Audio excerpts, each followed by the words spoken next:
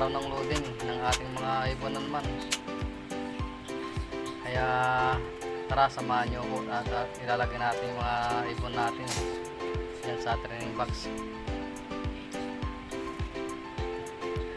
Bali, labing isa yung ikakarga natin mga ibon natin mga kalapatids. Kasi yung isa, yung panglabing dalawa may one eye cord, ilmaan ng one eye cord, kaya hindi muna natin sasakay para kahit pa paano makaka-relax dito sa loop natin. Sasunod na lang natin i-karga mga kalapatids. Ang respawn nila mga kalapatids bukas sa sa Magalang, Pampanga, sa bandang kaliwa yun mga kalapatids. Kasi nung last Sunday mga kalapatids, ang bitaw ng ibon natin San Isidro, Baysia, kanan naman yung mga kalapatids. Maganda yung bitaw nila mga kalapatids, kaliwa kanan, para at least mag-marking yung mga ibon natin. Hindi sila masyadong mahirapan pag uwian.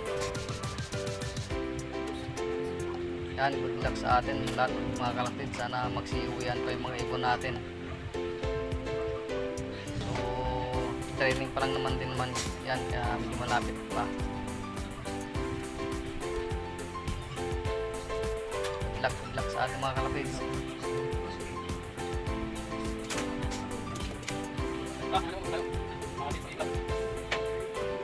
A few moments later. Mga kalapatids, samahan nyo kami tayo sa CSP natin natin.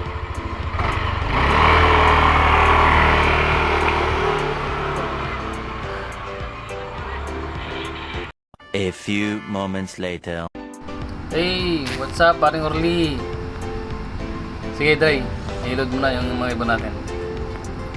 Mga kalapatids, andyan na tayo sa loading station sa may 13 Martres mga kalapatids, ang CHP Club.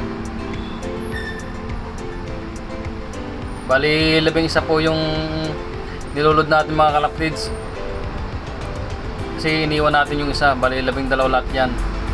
May sakit yung isa kaya iniwan muna natin, may one eye cord. Good luck sa atin bukas mga kalapatids. Sana magsiuwian pa yung mga ibon natin. So malapit lang naman yung release point mga kalapatids sa may Magalang, Pampanga. Medyo malayo yung nakaraan, yung Sunday sa San Isidro, pero mas maganda ito ngayon kasi kaliwa naman, kasi nung nakaraan kanan. Medyo maganda yung markingan natin dyan mga kalapatids.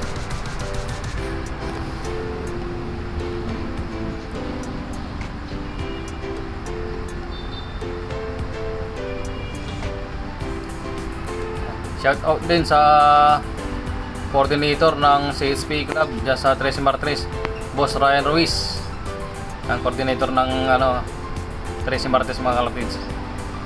Yan, kasulukuyan lulod din si paring Orly ng kanyang ibon. Shout out paring Armar. The next day. Good morning mga kalapatids. Ayan yung actual video mga kalapatids ng pag-release ng mga ibon natin.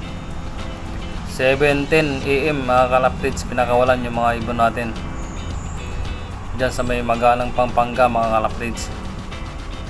Malawak naman yung release point nila mga kalapatids, kaya maganda yung pagka-release nila.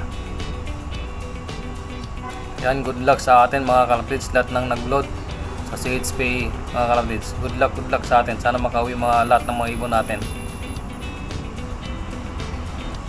See you next loading mga kalapatids ulit. Hanggang dito lang video natin.